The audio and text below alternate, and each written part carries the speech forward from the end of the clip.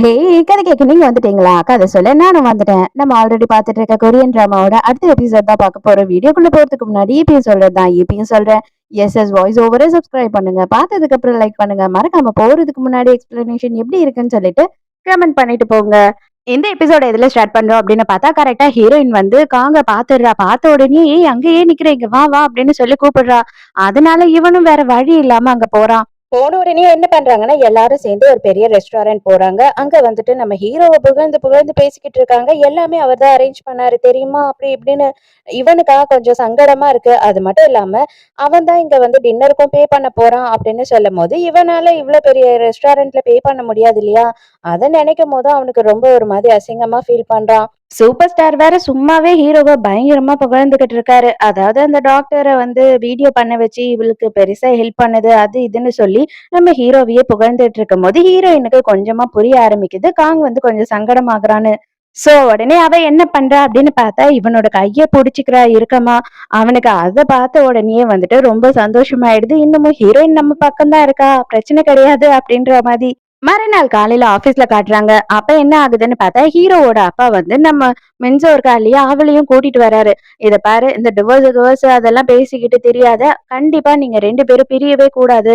எனக்கு இவள தான் புடிச்சிருக்கு. இவ தான் எப்பயுமே என்னோட மருமக அப்படி இப்படின்னு சொல்லிட்டு பயங்கரமா பேசுறாரு. இவனுக்கு கோவமா வருது. அப்பா நீ என்ன பத்தி கொஞ்சமாச்சும் கவலைப்பட்டியா? அவளுக்காக மட்டும் பேசுறியே அப்படின்னு சொல்லி கேக்குறாரு. என்னால வேற பொண்ண மருமகளா என்னால நெனச்சு கூட பார்க்க முடியாதுடா. இவ தான் என்னோட லைஃப்ல இவ தான் ஒரே ஒரு மருமக அப்படின்னு சொல்லி பயங்கர சப்போர்ட் பண்றாரா. அதுக்கு ஏன்யா நீ எனக்கு கல்யாணம் பண்ணி வச்ச? நீயே கல்யாணம் பண்ணிட்டு தொலைய வேண்டியது தானே அப்படின்னு சொல்லி செம்மையா கத்துறான். அவ்வளவுதான். அத கேட்ட உடனே பயங்கர கடுப்பாயிடுறாரு. அடங்க என்ன பார்த்து என்ன கேள்விடா கேட்ட அப்படின்னு சொல்லி அங்க இருக்க கிளாஸ் எல்லாம் தூக்கி போட்டு உடைக்க ஆரம்பிச்சிடுறாரு. இது பாரு, அவளோட கேரக்டர் நீ தப்பா பேசுறதுக்கு நான் ஒருபோதும் அனுமதிக்கவே மாட்டேன். அந்த ஆளு தான் வந்து இவ பின்னாடி சுத்தி இவள தொல்லை பண்ணிட்டு இருந்திருக்கான். அவளுக்கும் அவனுக்கும் அஃபேர் எல்லாம் கிடையவே கிடையாது. எனக்கு நல்லாவே தெரியும் அப்படின்னு இவர் சொல்றாரு. அவ வந்து அழுது நடிச்சு இவ்ளோ அளவு இவர வந்து பிரெயின் வாஷ் பண்ணி வச்சிருக்கா. உடனே இவ என்ன பண்றான்னா, வெளியில வந்துட்டு அவங்க அம்மாக்கு ஃபோன் பண்ணி சொல்றா, "அம்மா சூப்பரான நியூஸ் தெரியுமா? எங்க மாமா வந்து எனக்கு செம்மையா சப்போர்ட் பண்ணிட்டாரு. சான்ஸே இல்ல. இனிமே அவன் என்ன டிவோர்ஸ் பண்ணவே மாட்டான்." அப்படின்னு சொல்லும்போது அவங்க அம்மா வந்துட்டு அப்படியே உதறிக்கிட்டே பேசுறா.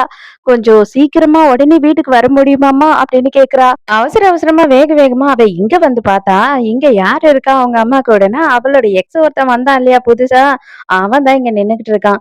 "என்னடா செல்லம் இவ்ளோ லேட்டா வர மாமாவ பாக்குறதுக்கு?" அப்படின்னு கேக்குறான். இவளா அவன பார்த்த உடனே பயங்கரமா ஷாக் ஆயிடுறா.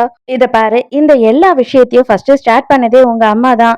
நான் வந்துட்டு கோவத்துல பண்ணேன். அதுக்காக என்னை ஜெயிலுக்கும் அனுப்பிட்டாங்க. என் வாழ்க்கையையே நீங்க 2 பேரும் சேர்ந்து முடிச்சு வச்சுட்டீங்க.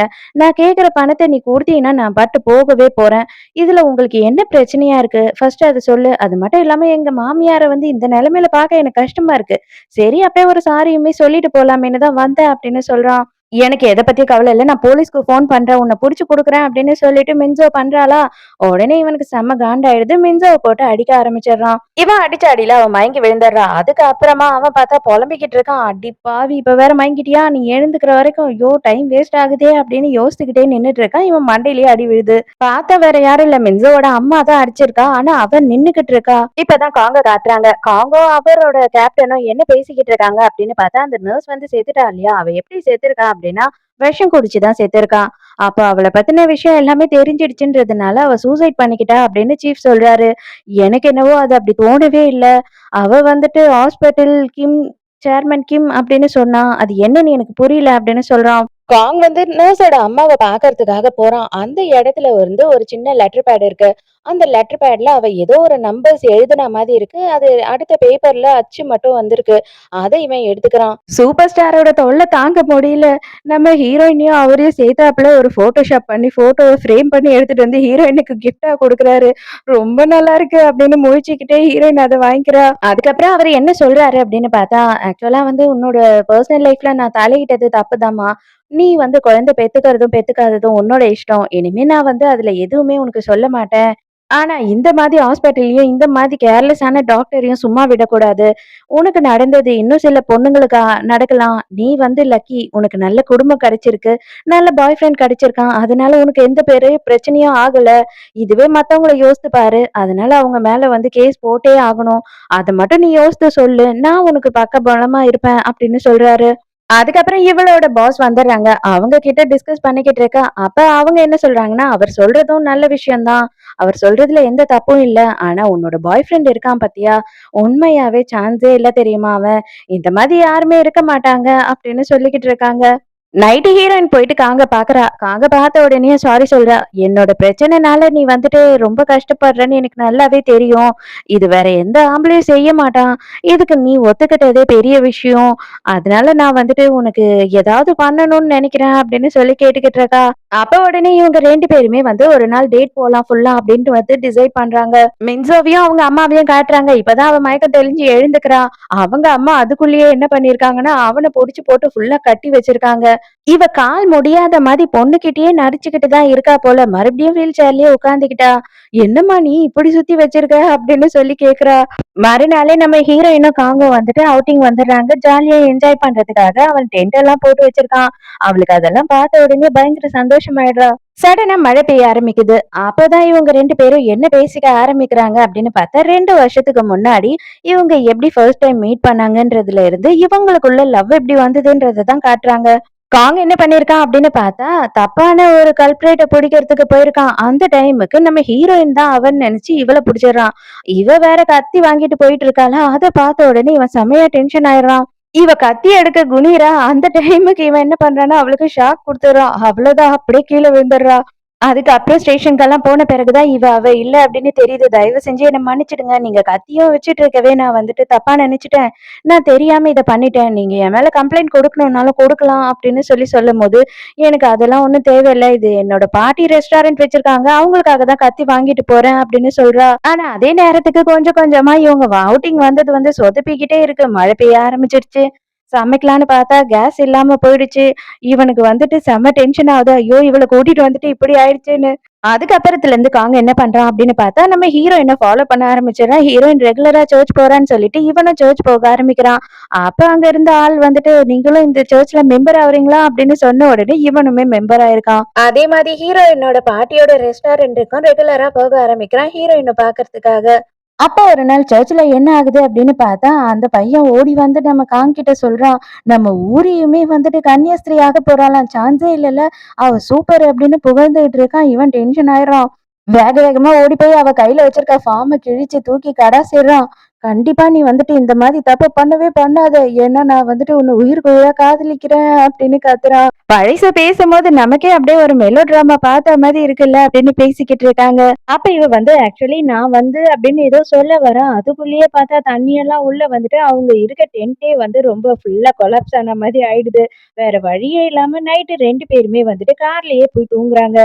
மறுபடியும் அவ ஏதோ ஒரு விஷயத்த சொல்ல வரா. ஆனா அதுக்குள்ளேயே பார்த்தா இவன் கொறட்ட விட்டு தூங்க ஆரம்பிச்சிடுறான். அதுக்கப்புறம் பார்த்தாதான் தெரியுது. ஆக்சுவலா ஹீரோயினும் வந்து காங்க தான் எப்பவுமே பார்த்துக்கிட்டே இருந்திருக்கா.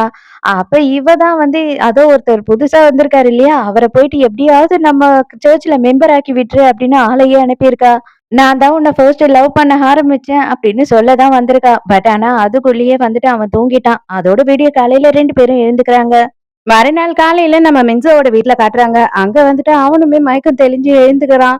"என்னடி நீங்க இப்படி பண்ணிட்டீங்க? என்னைய கட்டி போட்டு வச்சிருக்கீங்களா?" அப்படி இப்படின்னு சொல்லிட்டு அவன் கத்த ஆரம்பிக்கிறான். அம்மாவும் பொண்ணும் மாறி மாறி பூரிக்கட்டைய எடுத்து அவன் மண்டையில அடிச்சுக்கிட்டே இருக்காங்க. இந்த வாட்டி அவனுக்கு மயக்கமே வரமாட்டுது.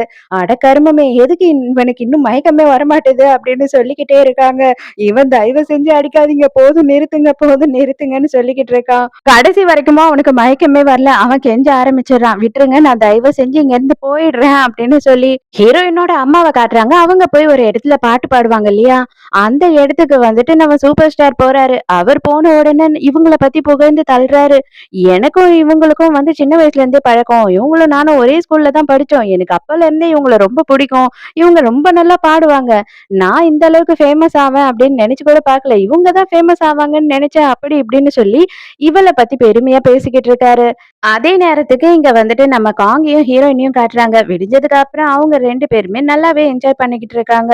அப்ப ஹீரோயின் என்ன சொல்றான்னா, "நான் முடிஞ்ச அளவுக்கு ஹீரோவ பாக்குறத வந்து குறைச்சுக்கிறேன். எனக்கு நல்லாவே தெரியும் அது வந்து உன்னை கஷ்டப்படுத்துது" அப்படின்னு சொல்லும்போது, இவன் என்ன சொல்றான்னா, "எனக்கு நல்லா தெரியும் குழந்தையோட அப்பா அவன். எப்படி இருந்தாலும் அவன நீ மீட் பண்ற மாரி ஆகும். அதனால நீ வந்துட்டு பாக்காதன்னு நான் சொல்ல மாட்டேன். எனக்கு உன் மேல நம்பிக்கை இருக்கு" அப்படின்னு சொல்றான். இருந்தாலும் நான் அத என்னால எவ்வளவு முடியுமோ அவ்வளவு அளவு குறைச்சுக்கிறேன். அதுக்கப்புறம் அவன நான் பார்க்க போறேன்னா உன்கிட்ட சொல்லிட்டு தான் போவேன் அப்படின்னு ப்ராமிஸ் பண்றா.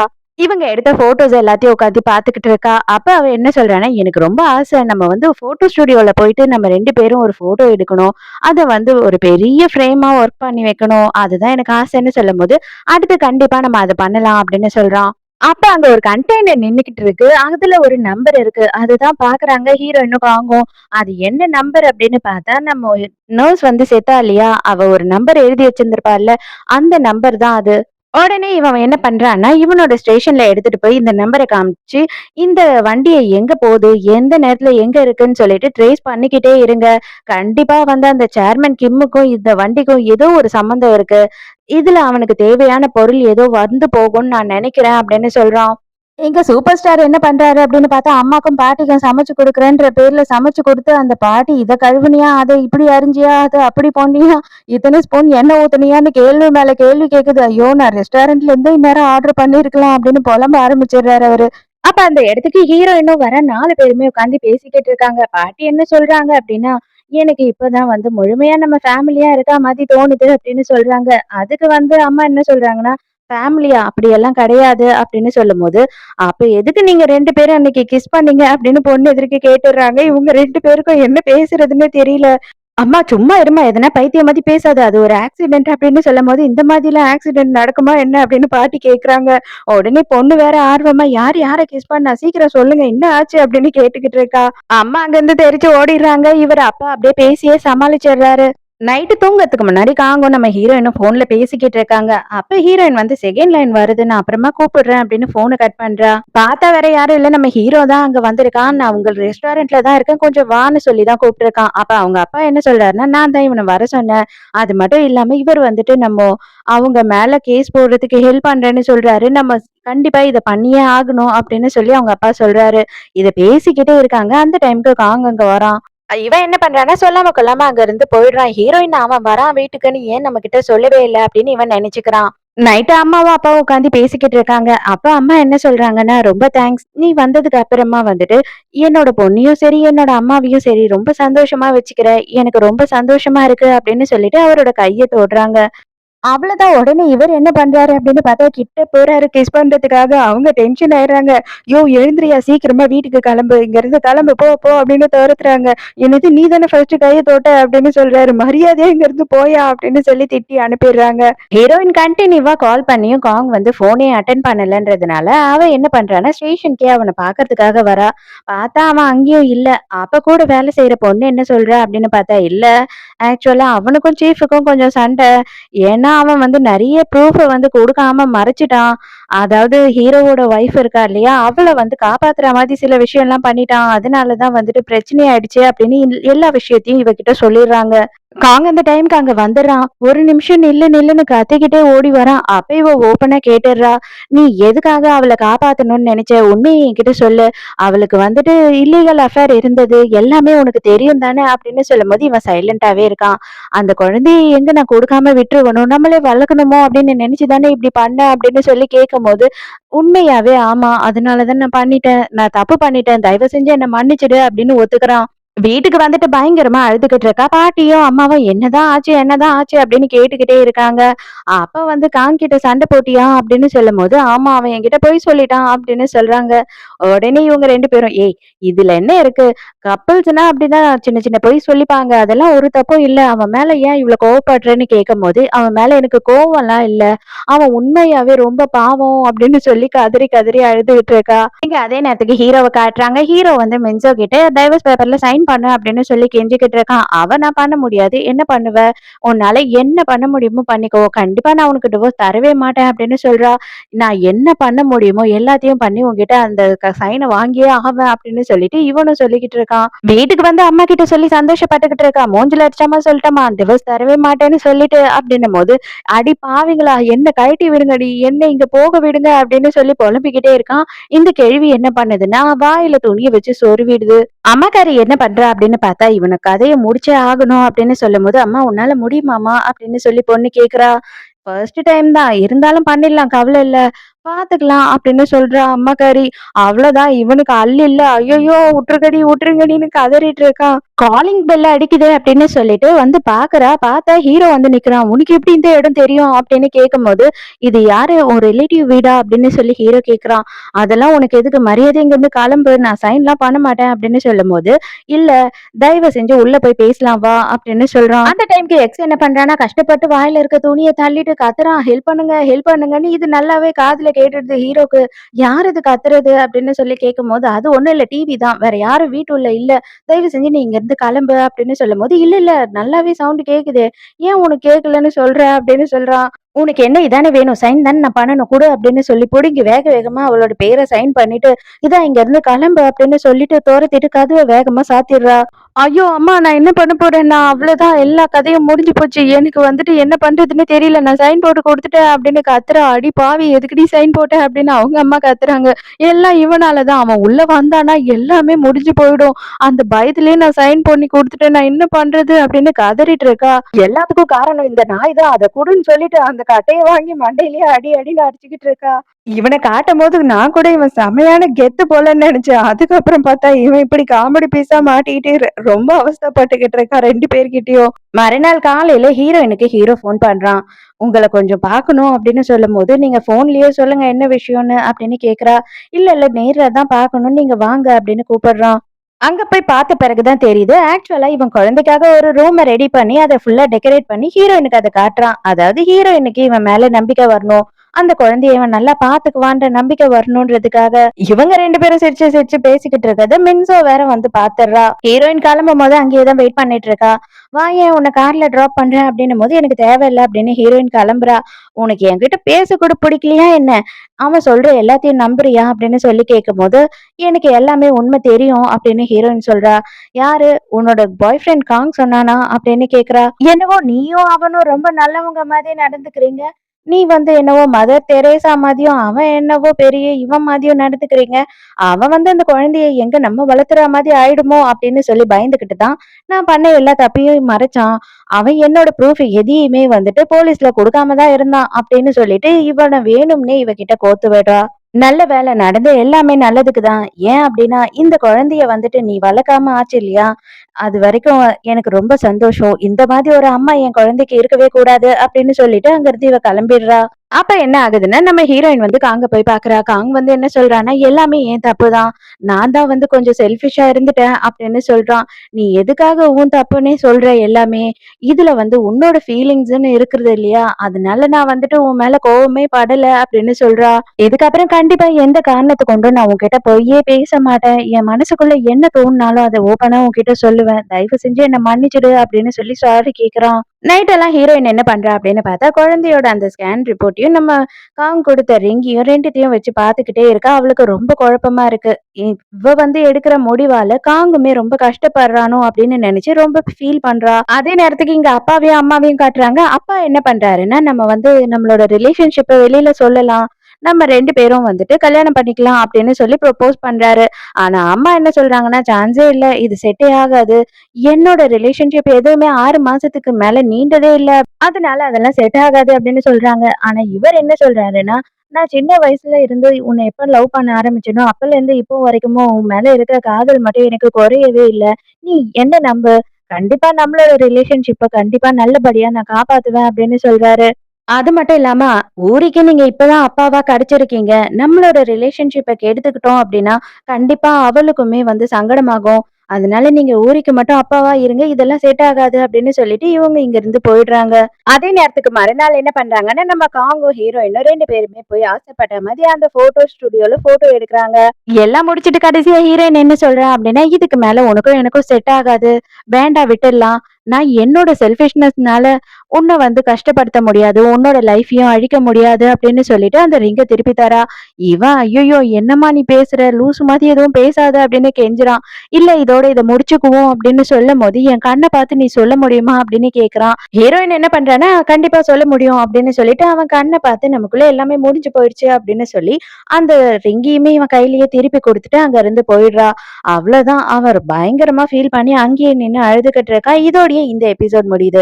இந்த எபிசோட் உங்களுக்கு பிடிச்சிருந்ததா, என்னோட எக்ஸ்பிளனேஷன் பிடிச்சிருந்ததான்னு சொல்லிட்டு மறக்காம கமெண்ட்ல சொல்லுங்க. ஸோ நாளைக்கும் மறக்காம கதை கேட்க வந்துருங்க. நானும் மறக்காம கதை சொல்ல வந்துடுறேன். பாய்.